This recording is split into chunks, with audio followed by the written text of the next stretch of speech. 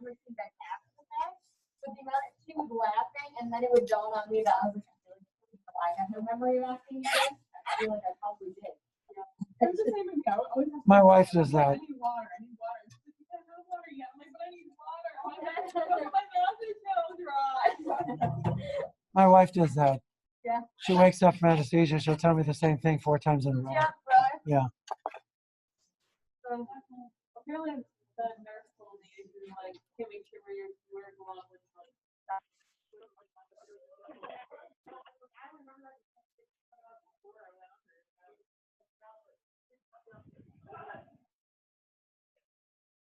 Hey. Okay.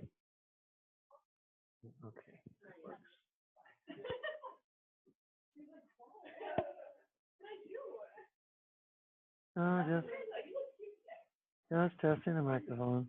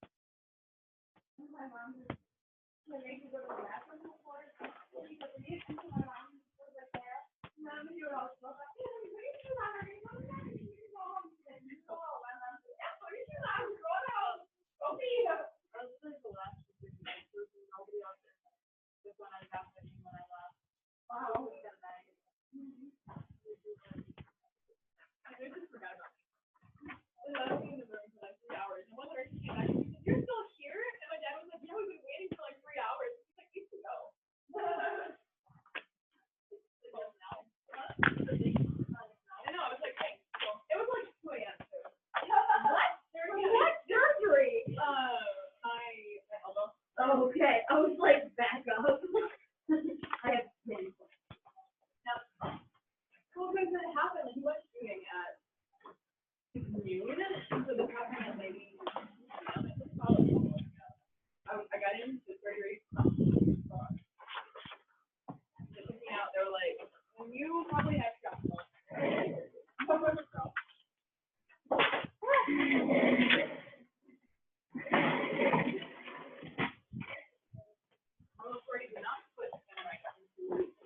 Metal or glass.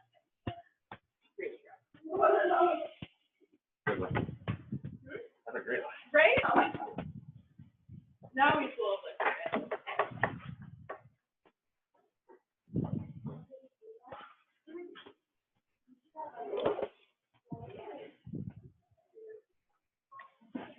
Yeah, see, that's the thing. If we did that, we blew out the stream of it all too.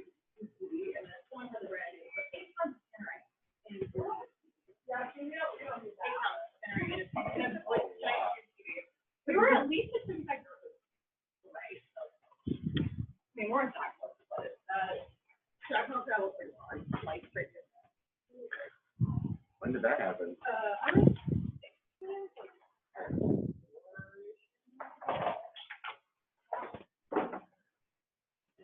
Correct me if I'm wrong, but Tannerite is illegal now, right? No? I thought they made it illegal. No? Huh? You're only supposed to buy it like half time. No, it's illegal to make it yourself. Yeah, you get it. Okay, because Tom Kunzelman made some and they tested it and me and Ryan Cottingham, they stuffed it into a stump. Oh, we watched that. Ryan was in a tree shooting at it. Yeah, I remember that. We watched that together. Tom was sure it was a dud. And all of a sudden, kaboom, and the stump just was turned to splinters. Yeah. Someone called the police, and the police came out. And, Really? yeah, that was.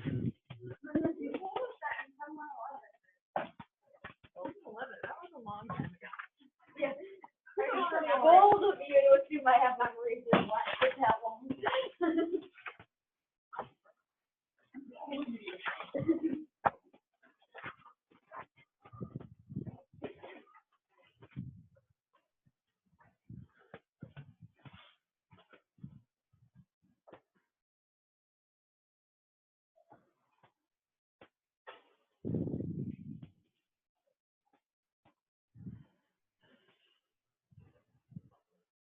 nice today. Thank you. This is for the seminar. Gotta get off that stuff.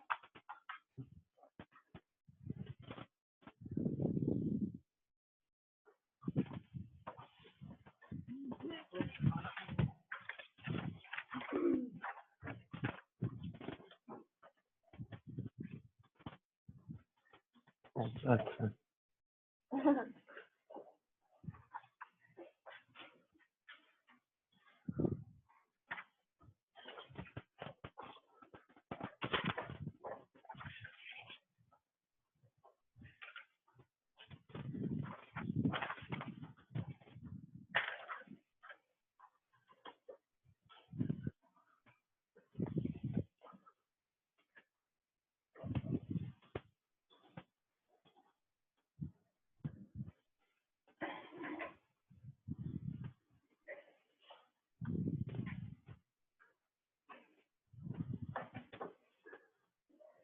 You already ate your French fries. No, I had a banana. Oh, you had a banana instead. Okay. I'm trying not to eat French fries because I need to eat out here. Okay. Fair enough. I like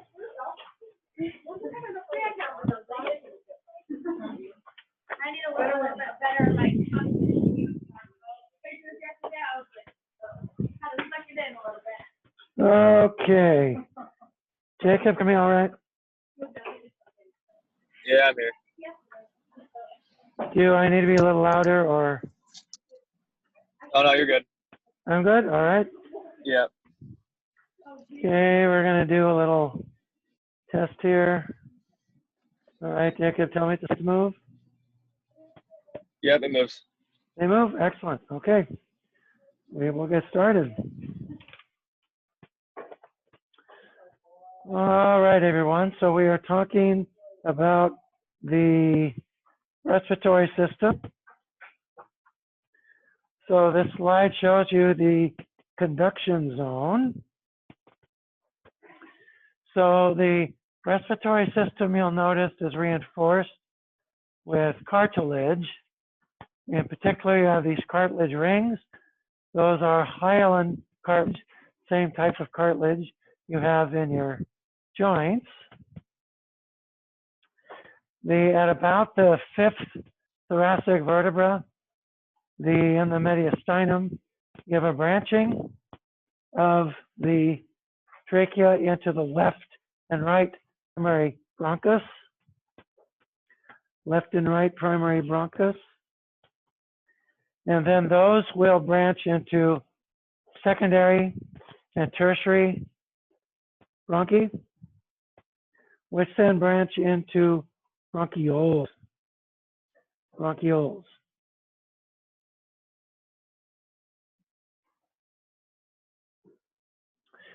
The amount of cartilage will decrease until it's completely absent in the smallest of the bronchioles. If we were to take a look at let me check something really fast. I think, okay. I didn't turn on my recording here. Well, it's recording. I'm doing the twofer here. Yeah, the Zoom as well. That way, if you could listen or watch, depending upon what you have available to you. Because athletes who travel sometimes they have their phone, sometimes they just can listen. So it's useful to have both, I think. All right.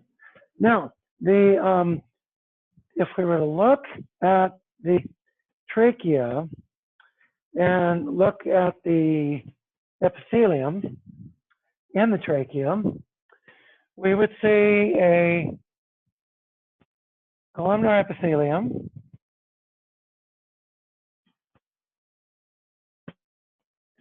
And it wouldn't be quite this ugly. And you'd have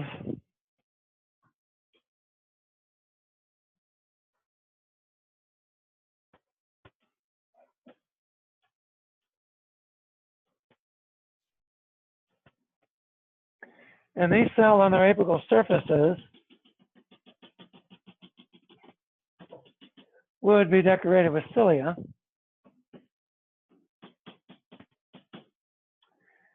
And these are going to be your goblet cells.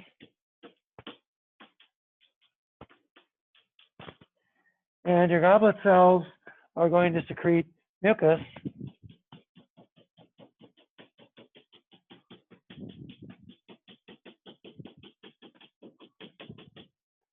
And mucus is sticky, and it's wet, and it's thick, and the cilia are going to vet up towards the pharynx. And then below here, you're going to have a layer of extracellular matrix. So this is your basement membrane here, upon which the cells sit.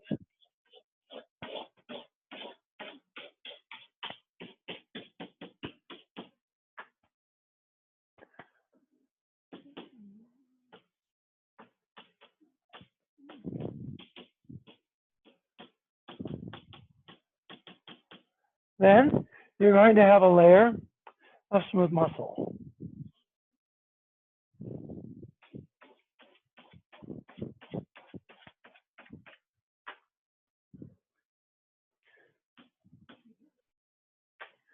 We'll just say SM, smooth muscle. And going through this smooth muscle will be two different nerves.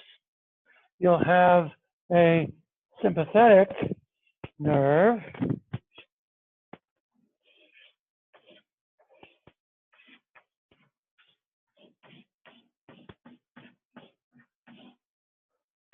and then well, I'll just do white, parasympathetic nerve,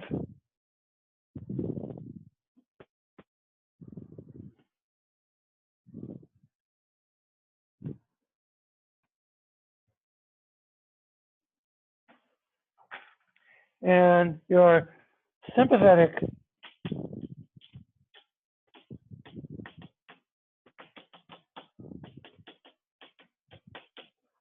this sympathetic nerve is going to release its norepinephrine to beta-2 receptors.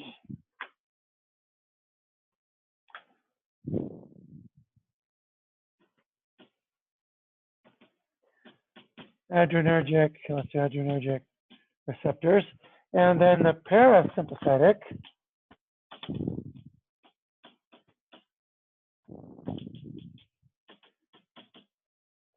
that's going to release acetylcholine, and it is going to bind to muscarinic receptors.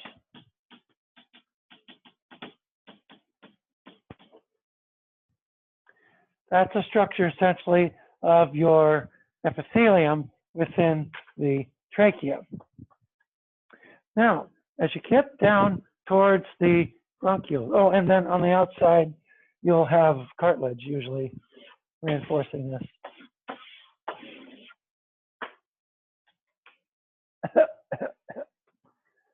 Chalk, glorious chalk.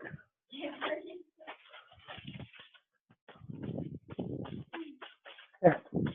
Okay, so then when you get to the lower sections in the bronchioles, when the cartilage starts to go away, your cartilage goes away, your smooth muscle gets thicker.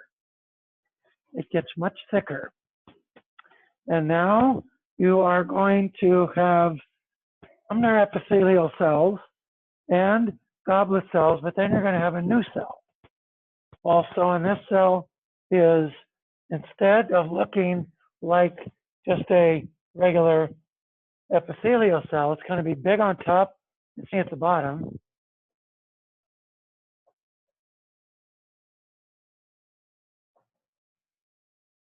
And it's going to look a little bit like a club, and it's actually called a club cell.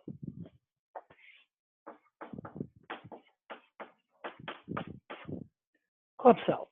Now the club cell, it turns out, secrete the elements of this basement membrane, because that basement membrane needs to be maintenance. So when you have cells that are damaged, then here the club cell can divide and it can actually repair that epithelium within the small bronchioles.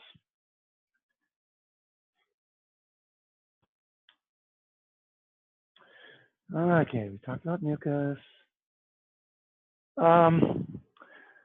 So the mucous membranes are very wet. There's a little trick I can have you do to show this. So if you take your mask, open your mouth nice and wide and just blow in your hand. Was that warm air or cold air? Now, purse your lips together and blow. Is that warm or cold? Colder. Huh. Coming from the same source, how come it's different temperatures? But this air passes through mucous membranes that put moisture in the air and cool it because of all that moisture. That shows you essentially how well these mucous membranes will humidify the air and can change the temperature of it. So the mucous membranes of the nasal cavity, trachea, bronchopharynx, they're all covered with this mucus, they're all covered with this epithelium, and they all serve to humidify the air. The mucus, of course, acts as flypaper. It will then move this material up to the top where it's coughed out or expectorated or swallowed. Down in the alveoli, you don't have any epithelia that with cilia. There's no cilia in the alveoli. And if you have unwanted particles, they're gobbled up by the alveolar macrophage. The alveolar macrophage will then move to the bronchociliary escalator and will, mucociliary escalator, sorry, and wind it up the conveyor belt to be disposed of. All right.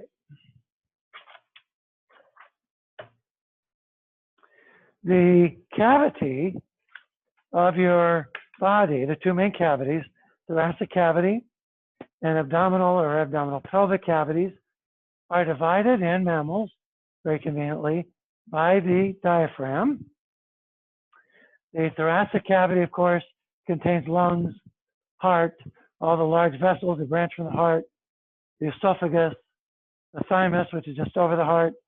The abdominal cavity contains the lion's share of the gastrointestinal tract,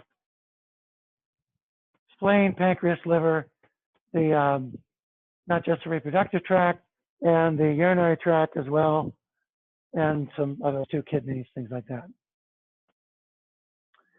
So the diaphragm is kind of a parachute-shaped sort of muscle. You can see that it is attached at the borders of the rib cage. And it's also attached up here at the sternum. And when it contracts, it's going to contract and it's going to rise. And when it rises, essentially, it's going to decrease the volume, essentially, of the lungs here. So if we take a look at this, here's your diaphragm here. Here's the lungs. The action of the diaphragm is going to change the volume inside the lungs. As you change the volume, you change the pressure. So gases, remember, if you take a gas and you decrease the volume, now the pressure, which is defined by the collisions of the gas molecules on the side of the container, as you decrease the size, the volume of that container, the pressure now goes up, doesn't it? So volume and pressure are indirectly proportional. Indirectly proportional. As we change the volume of the lungs, we change pressure. And since the pressure inside the lungs relative to the pressure outside the lungs are different, that's going to determine whether air flows in or air flows out.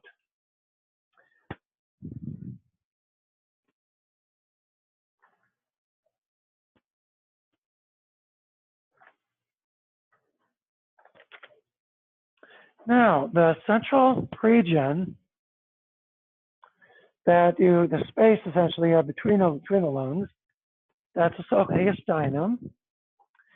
and structures in there, mediastinal lymph nodes, the mediastinal vessels, what have you. That's the area between the two lungs. The lungs have these membranes that surround them. These membranes are secretory. They're made of an epithelium that secretes a fluid, so they're wet membranes. They envelop the lungs. And the inner layer is called the visceral pleura. It's right up against the lungs. Then the layer that makes contact with the body wall, that's called the parietal pleura. And interestingly, as you can see here, these two membranes are actually continuous with one another, which is kind of interesting.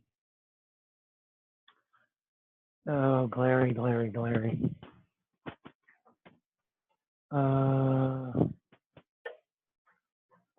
That seems to me to be better. So here is the inner pleural membrane. You can see here it becomes continuous with the outer pleural membrane. So this is your visceral pleural membrane here. And then it kind of turns around and then becomes the parietal membrane here. Turns in. Also, it's continuous with the pericardium, interestingly enough. And the pericardium has two layers, a parietal and a visceral pericardium well. And these layers are all continuous. These secrete a fluid. This is filled with a serous fluid. That fluid is derived from blood plasma. This fluid allows the pleural membranes to slide across each other and not create a lot of friction. That fluid's really important. If you don't have that fluid, they're not going to be able to slide across each other. And if they do, they're going to damage each other. But this fluid essentially allows this nice, smooth movement across them. All right, so the movement of air into the lungs, the exit of air from the lungs is all the result of changes. Those pressure changes are wrought by volume changes. So the process of inhalation, during inhalation, the volume inside the lungs increases. As that volume increases, pressure decreases. Because pressure decreases, now the pressure outside is greater than the pressure inside. Air therefore moves from the outside to the inside. That's during inhalation, otherwise known as inspiration. So intrapulmonary pressure, or so-called intra-alveolar pressure, it's less than the atmospheric pressure. Therefore, atmospheric pressure is so-called winds. So air moves from the outside to the inside. During exhalation, just the opposite occurs. During exhalation, you have increased pressure in the lungs because of decreased volume. That, therefore, is going to cause the air in the lungs to leave and go to the outside. So it's these pressure changes that are the main driver with the ventilatory process, and these pressure changes are a function of the volume changes, which you can see here. So during inhalation, as you can see, you have an atmospheric pressure of something like 760 or so torr, millimeters of mercury. Inside the lung, it's lower. Air, therefore, is going to move into the lung. That's due to the fact that the diaphragm lowers, it contracts, lowers. And then when it relaxes, it goes up. That's going to decrease volume. That increases pressure. Now the pressure is greater than the pressure outside. Air, therefore, is going to leave the lungs. And you can illustrate this by looking at the the volume changes during expiration and inhalation on an X-ray. And here essentially is the lung volume during expiration here it is during inspiration. You can see the volume changes are pretty substantial. And this is due to, number one, and this is the biggie, the contraction, relaxation of the diaphragm. Two, during inhalation, muscles of the chest are going to expand the chest cavity, and that's going to increase volume as well. During exhalation, those muscles with the diaphragm are going to compress the chest. Granted, the volume difference you get from that is small compared to what you get through the diaphragm.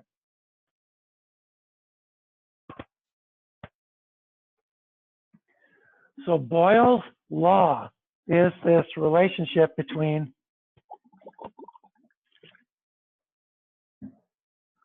volume and pressure. It simply states that the volume of the gas, the quantity of the gas, is inversely proportional to its volume. And as you change pressure, the pressure of that gas is inversely proportional to its volume. And so changing the volume will change the pressure. You can see that this nicely works.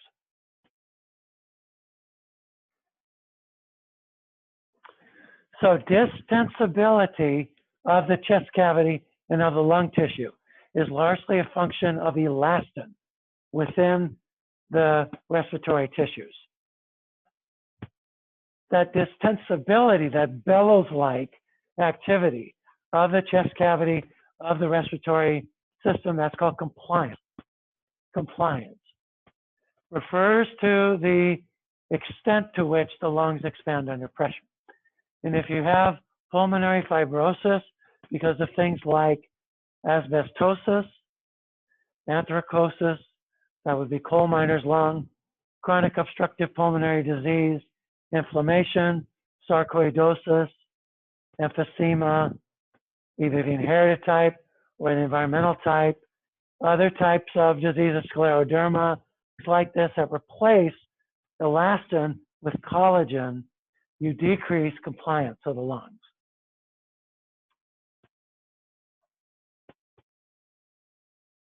So within the alveoli, you have surfactant. It's a lipid, essentially, that acts like a detergent because one end of it is charged. The other end is very hydrophobic. So it's able to get in between water molecules, prevent them from being super cohesive. They therefore reduce the surface tension within the alveoli.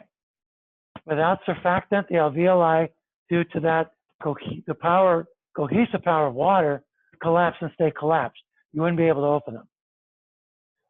But because of surfactant made by type 2 alveolar cells, this coats the water and it prevents the cohesion from collapsing the alveoli. Again, remember, these cells can also multiply during damage, and they can help repair the type 1 alveolar cells. And since we just had a seminar on it, let me also add one of the long-term effects of very severe COVID-19 appears to be pulmonary fibrosis. You get a scarring that occurs in the lung that replaces elastin with collagen, thus causing a kind of constant shortness of breath. No, there are other diseases that will do that too. Well, with corona, that particular coronavirus seems to be able to, because it uses the R2 molecule as a receptor. R2 is very highly expressed in the lung, so it can infect the lung long term. And the clearance of the virus can be late. And that because of this chronic infection you get in the lung, you just get this repeated damage. And it can also damage the vessels because the endothelial cells make R2 at high levels as well. Then you get clots. You get clots, then this area becomes anoxic, and then it seals up because of damage, and that will fibrose over. And that fibrosis can then affect nearby alveoli as well. Yeah, Amanda? It can. So severe bacterial pneumonia. The biggest cause of pneumonia in your age group is Streptococcus pneumoniae, which can, if it's not treated, for example, if it's long-term, or less common. You ever heard of walking pneumonia? Yeah, that's caused by Mycoplasma pneumoniae typically. One, if it's long-term, the immune system just isn't able to fight it off, can cause kind of long-term damage and lead to respiratory fibrosis. So that's not common, but it can. There's just some people, they're prone to pneumonia, and those people who are prone to pneumonia, repeated pneumonitis infections can lead to scarring in the lung. How does the infection start along? So the infection, usually you get some sort of focus of infection here. The alveolar macrophages come in, they secrete cytokines. These cells then secrete compounds called chemokines. Chemokines attract, they're chemotactic agents for other cells. White cells come in, the big one would be neutrophils. Neutrophils come in to deal with this, but neutrophils unfortunately do a lot of damage. And they then start to damage this also. They cause mast cells in the area to dump their granules. You get a lot of histamine. These cells then become very leaky. You start to get fluid that leaks into this area. And if you fill this area now with fluid, that can then cause called acute respiratory distress syndrome. Also, you get extensive, those cytokines cause these cells to up their mucus production. Then you can get a mucus plug up there, but it becomes a one-way valve. It can let air in, but won't let air out. That's called air trapping. Air trapping then will distend this. And then if it distends and then fills up with fluid, also then this keeps leaking fluid, then this gets filled with fluid. Now you have fluid impinging on this as well. And so the pleural cavity starts to fill with fluid. Now you have pulmonary infiltrate. And pulmonary infiltrates, under conditions like that, you can get scarring.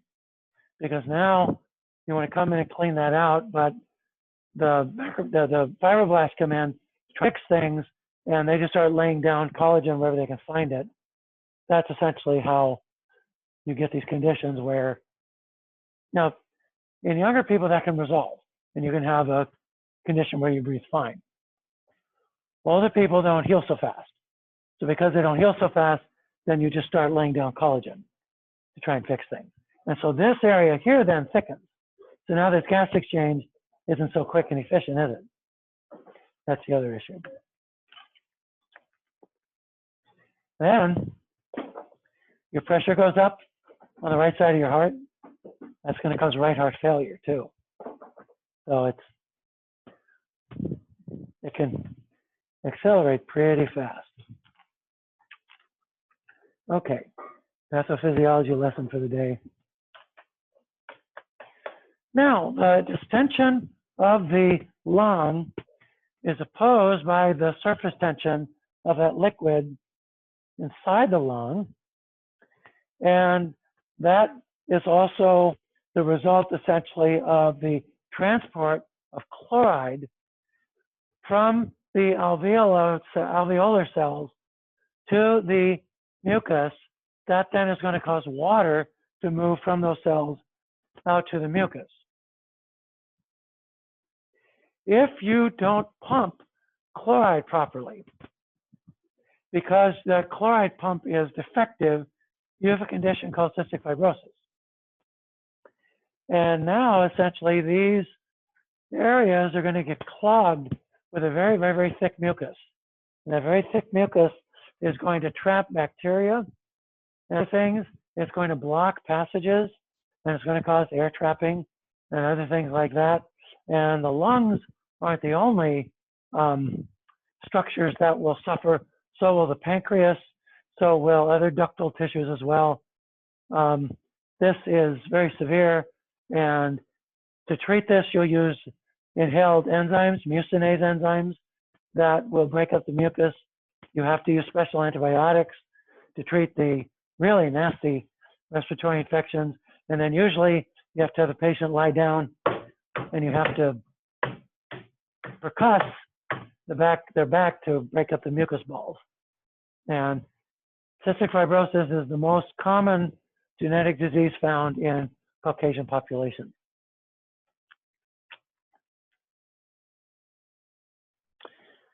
Sometimes newborns will have a condition where they don't make enough surfactant. This is particularly the case in premature infants, because remember, the lungs are the last organ to fully mature. So this is called respiratory distress syndrome, RDS. And the infants show a very high surface tension in their lungs. Plasma can start to leak into the lung. And then if you get an infection, then you can get a pneumonia on top of that. Under conditions of septic shock, you can get acute respiratory distress syndrome. That's a complication of COVID-19. But with newborns, usually you can use surfactant that you can give with a kid respirator. And that sometimes is used routinely now amongst newborns and even babies that are full term. In some cases, will suffer from respiratory distress syndrome. Also, there are certain infections that can cause this as well. VSV infections in babies can also cause that as well. All right. Questions? So there have been times where my mother actually from pneumonia, and so we'll get a cold and it'll turn into pneumonia. That's a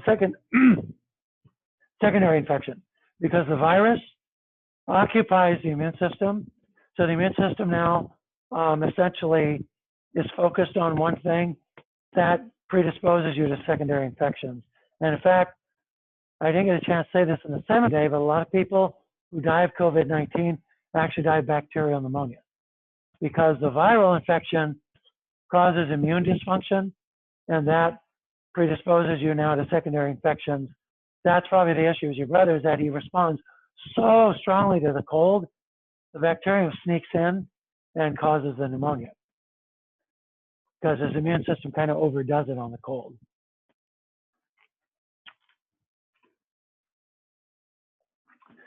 So, mechanics of breathing.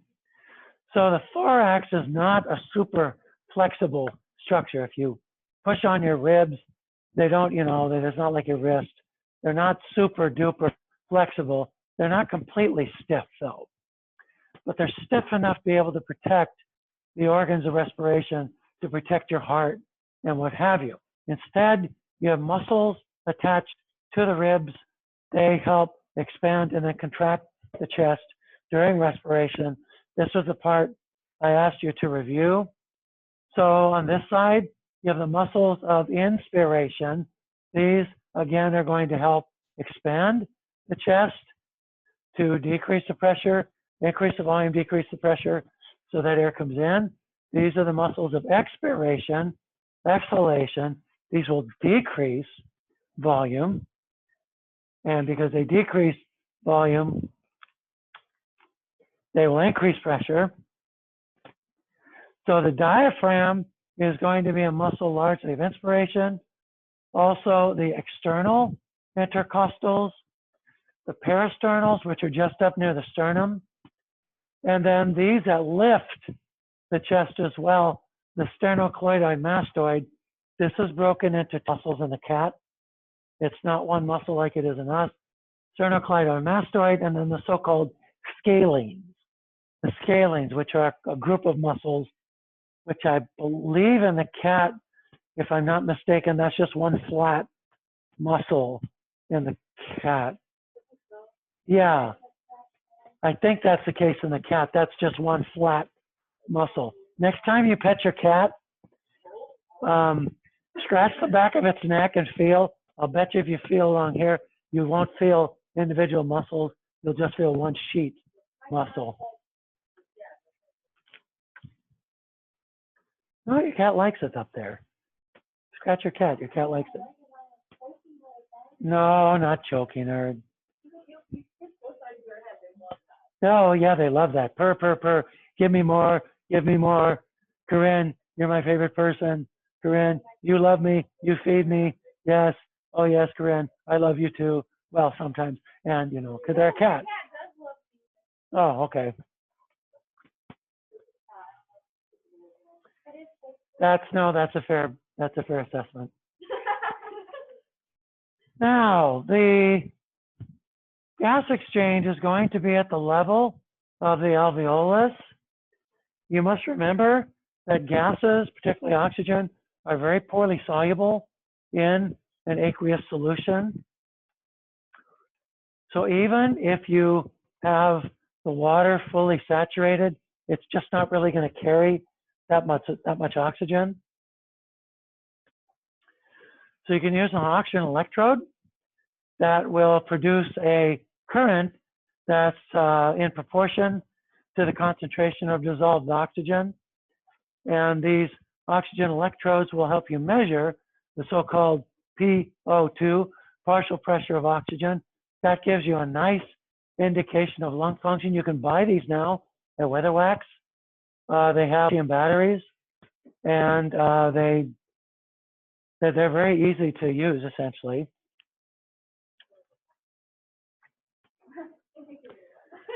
Breathing is controlled unconsciously by the centers in the brainstem.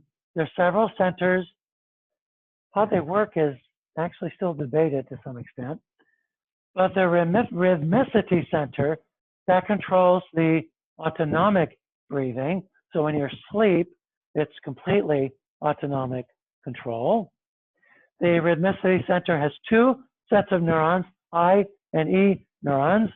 The I neurons fire during inspiration, E neurons fire during expiration, and the I neurons are in the dorsal respiratory group, and they will stimulate those neurons that regulate the activity of the nerves that feed the diaphragm, the so-called phrenic nerves. The phrenic nerves. Phrenic nerves are spread out. Some of them are part of the brachial plexus. Others are more in the thoracic portion. The process of expiration seems to be more of a passive process, during which the E neurons inhibit the I neuron activity, and the E neurons are located more in the ventral portion of the respiratory group. Again, it's more passive expiration as compared to inspiration. The activity of this rhythmicity center gets influenced by centers in the pons being higher up in the medulla. So you have what's called an obnustic center, and it stimulates those I neurons in the medulla. And then the so-called pneumotaxic center. The pneumotaxic center antagonizes the obnustic center and tends to inhibit inspiration, and therefore by default allows expiration. And here's the location of these elements. The rhythmicity center in the higher part of the medulla, the pneumotaxic obnustic center up higher in the pons.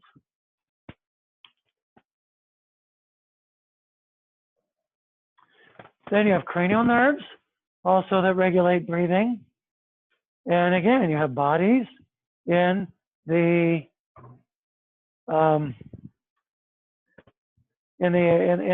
aorta and also in the carotid that are going to send the brain information about the PO2, the PCO2, and the pH.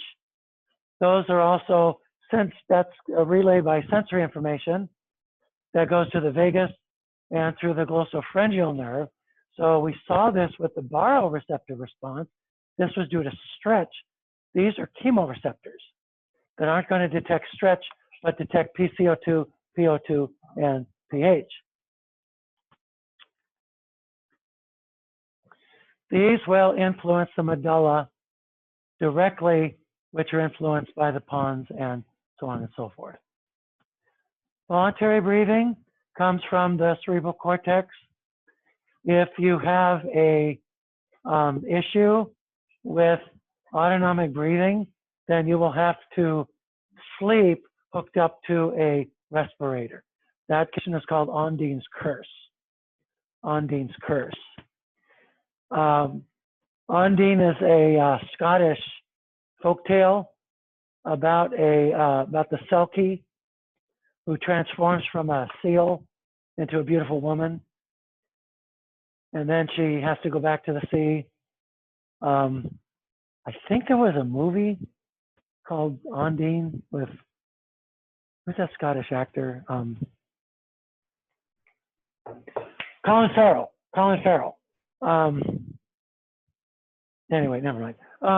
It's a fisherman's tale that the Scottish fishermen tell about the Selkie. She's a seal, but she transforms into a woman, and then she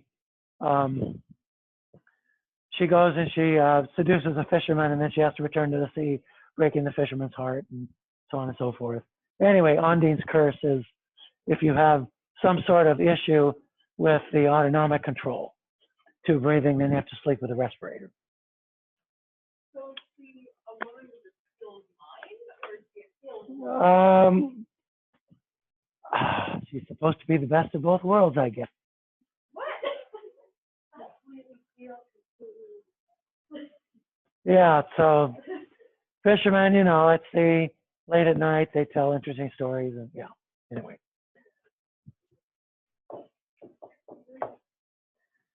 It was supposed to be a good movie, although maybe you can see it on Netflix.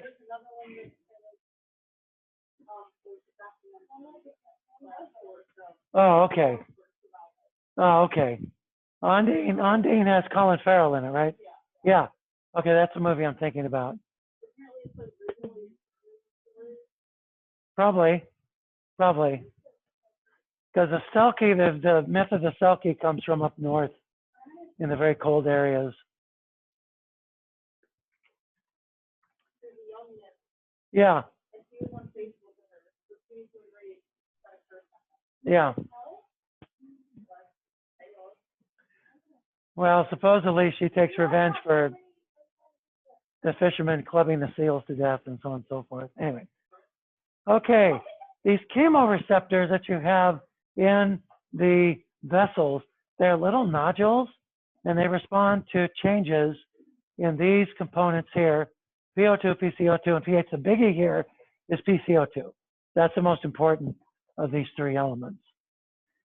So they're going to regulate breathing indirectly because they feed via these sensory fibers that go straight to the medulla. So once again, carotid bodies right at the carotid sinus, the aortic bodies in the aortic arch that go straight up to the medulla, as you can see. Those are fibers of the vagus and the glossopharyngeal nerves. So hypoventilation, that causes a rise in carbon dioxide. The pH will fall because you're making more carbonic acid. And then hyperventilation gets rid of more CO2. That will decrease CO2 levels, that will raise blood pH, and therefore hyperventilation therefore will send a signal to inhibit inhalation. That way you slow down the rate of ventilation. With hypoventilation, too much CO2, you're now going to have increased rates of ventilation in order to fix that. And this response is pretty fast.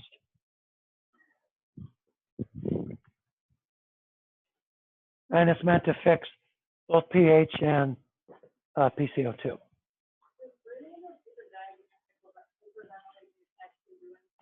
No. That's actually been looked at in some detail, and the answer is no. Yeah, just movies. Because you're supposed to keep your CO2 levels about the same. Yeah. All right, so here, this shows you essentially the sensitivity of these receptors to these different elements and then the response you get from them. Please read this table 16.6. This will inform you about what these receptors do. Now, if you acidify the blood, remember, cerebrospinal fluid is made from blood plasma. So if you acidify the blood, that acidification or that higher CO2, which will result in acidification, will eventually slightly acidify the cerebrospinal fluid. That is going to influence so-called central chemoreceptors, which are in the brain. So here's your capillary blood. Increased CO2 now causes increased carbonic acid. That now increases acid concentration, dropping the pH in the CSF. The chemoreceptor neurons in the brain are going to now receive that, and this will generate a much more robust response. And this essentially, when you're exercising hard, when you really push yourself and you really start to breathe extremely hard, that's essentially your central chemoreceptors kicking in. Now, in the trained athlete, and I'm going to pick on Rem again because I like picking on him. So Rem, you start off with a race, you start out hard, you're really huffing and puffing. Then when you get, I'm going to bet for you, probably about 200 yards in the race, your breathing level probably goes down because you start to focus on your breathing.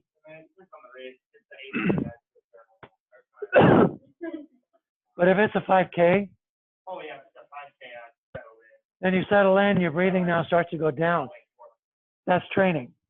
That's training. And now essentially, you've essentially trained your body to kind of ignore this to some extent.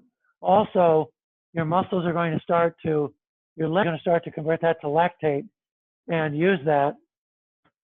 And your liver won't convert that. Your liver will start to use the lactate. This now will start to decrease. And that's essentially what happens with training. You train your body essentially to not huff and puff and huff and puff. Your breathing's now more measured. So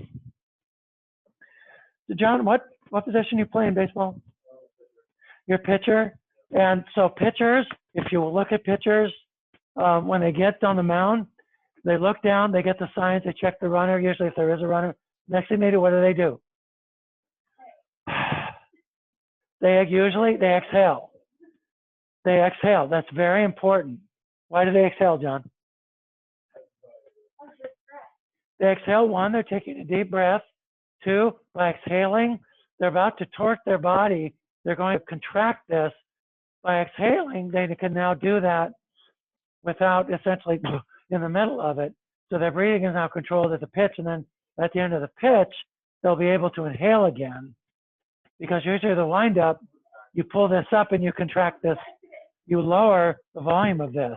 By exhaling, you don't need to do another exhale. Essentially, that's the reason why they exhale. Also, mentally, it tells them, this is my ritual, exhale, I'm ready to pitch now. That's a way of managing stress. Also, pitchers, the coach tells you, nobody's here, just the catcher and the hitter. You're supposed to, what was that movie? The pitcher was sitting there, he gets the signs, all of a sudden you just see everything disappears. There's like a blue room. It's just him and the hitter.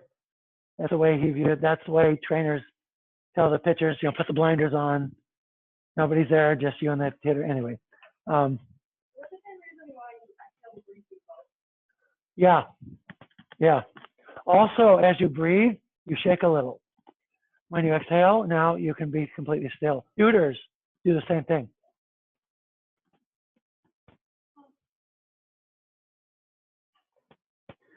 So here essentially is the PCO2 during hyperventilation, normal ventilation, what have you. You can see the difference is stark, absolutely stark. And this is essentially what those peripheral chemoreceptors are detecting, this change in PCO2.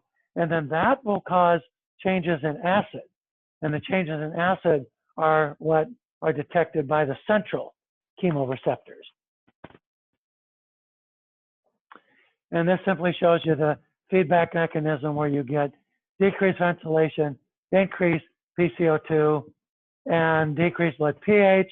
That tells the chemoreceptors peripherally to regulate the breathing. Centrally, then, you drop the pH of the CSF, then the central chemoreceptors in the medulla then also influence breathing in the medulla. That then sends signals to the spinal cord, and you have increased ventilation.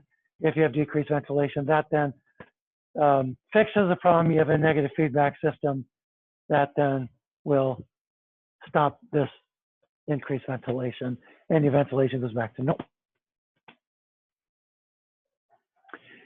If you have damage to the alveoli, so that the alveoli now start to open up, so you have one big air sac, that's called emphysema. You have decreased surface area now for inhalation, and there's chronic retention of CO2. So here's a nice picture, essentially of normal alveoli, and then here's the case with emphysema. Notice this has been busted up into just one big air sac. Greatly decreased surface area for gas exchange, chronic retention of CO2, lower pH, and you'll usually be huffing and puffing usually all the time. You may also see this with chronic obstructive pulmonary disease, which is emphysema, long-term COPD, and that is usually the cause of smoking, usually. Smoking introduces, the first thing smoking does is you kill these cells here. So you kill the mucociliary escalator, then that crap starts to get down into your alveoli, and you have a lot of chemicals there that are quite deleterious to these cells. You kill them off, and then they regenerate. Then after a while, they just won't regenerate, and then you create this situation. And yeah, that's what happens. It's basically you're killing off cells in the lung. So is this like smoking cigarettes, or is it like smoking like cigars? Marijuana will do this too. Like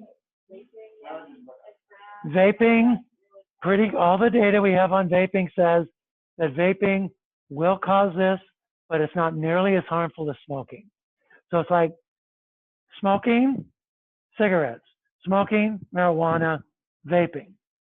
Is it still bad for you? Yes. So should you start vaping? No, you shouldn't. But is it better than smoking? Yes. And this is a part about our public health system that just drives nuts. Because something's not perfect, we think that we can't, that in England, a lot more people smoke than here. Yeah. In some parts of the country, 40 to 60% of the population smoke. In Southern Europe, it's much worse. In Greece, it's probably 80%. China's really bad. Our tobacco companies here in the West make virtually all their money in China. Japan, too. There's a lot of smoking in Japan in some places, too. Also, Thailand areas, there's quite a bit of smoking. Anyway, in England, doctors can prescribe vaping to smokers to essentially mitigate the damage they're doing to their lungs. Here, because we have these flavored vapes, and because youth are starting to vape, now all of a sudden, oh, vaping's bad, oh, things are terrible, oh, get the whip out, woe is me, woe is me, woe is me. It seems to me that we have a tool for mitigating smoking. Okay, should youth vape? No. We have ways, should we have a program maybe to discourage youth from vaping? Yes. Should we maybe restrict flavored vaping so that kids don't get hooked on it? Yeah, probably. But that's what gets kids hooked is the flavored vaping, pretty much. Do they think though that vaping is a gateway to smoking? There's data that suggests it is in some people, but the data on that is still a little up in the air. It's clear people who smoke and then vape have an easier time quitting. That's clear. It's also clear that if you vape early in life and you get the taste for nicotine, you're more likely to smoke than to quit. So again, with all things, there's a trade-off. We seem to not understand that. We seem to have this mythology that we can have a risk-free life. Okay, risk-free life is called being dead. When you're dead, there's no risk. If you're alive, there's risk. Get used to it. Get used to it. So I don't understand this self-flagellation with vaping. I don't get it. I don't get it. Yes, we should be disturbed that vaping is up in youth. Should we be flagellating ourselves about vaping? No, we shouldn't. We should be trying to move smokers onto vaping, because it's clear if we do that, they're more likely to quit. So you said smoking kills like the ciliary escalators. That's what it does first. And so what if you only smoke every like once in a while? Will they repair themselves and then? Yeah. It's still clear that smoking can shorten your life. Even if you smoke a little, it can shorten your life. That's pretty clear. Just because of the toxins you're taking into your body, they're difficult to oppress, they're difficult to excrete, and they're quite dangerous. Benzopyrenes are nasty compounds. Heavy metals like nickel and stuff like that. It's not good for you. Not good for you. Because it's very hard to outlaw things people really, really want to do. Example, prohibition. If you look at the history of the States, around the turn of the century, we were a nation of drunks. We were a nation of drunks. We were. And upon whom did our drunkenness settle the most? Women, wives. Because the man would spend the paycheck, he'd come home drunk, he'd beat the wife, he'd beat the children, then the wife had to try and scrounge together meals on no money for the kids. So the temperance movement in this nation was driven by women because they received the brunt of the scourge of alcoholism. But the temperance movement was supposed to be voluntary. When it assumed political power, then they said, then let's make a law. And that law essentially was completely backfired. They should have stayed with the voluntary part of it, because I just think that's the way it should have been. With prohibition, of course, you got organized crime, and I don't need to tell you about that, and so on and so forth. Anyway, I believe we're almost out of, we're out of time. You can advertise on television. You can advertise in magazines, but you have to have a disclaimer. And you can't advertise in England either, except you can in magazines. Even in magazines now, you can't. When a kid on TV, they used to have these commercials for cigarettes, and then Doctors promoting it. cigarettes. Yes, because some people, with their nervousness, their anxiety, cigarette smoke will calm them down. But not anymore. I was just to let you know, Andrew texted me and said the reason he wasn't on Zoom was because he had to pack to leave. But Yeah. he watched the recording and he'll Yeah, no, I trust Andrew. okay, yeah. He's He fine. should be live for Biochem, he said. Okay. All right. Okay, Jacob. That's all for today. Have a good weekend. You take care of yourself. All right, brother? Yeah, you too. All right. Ciao.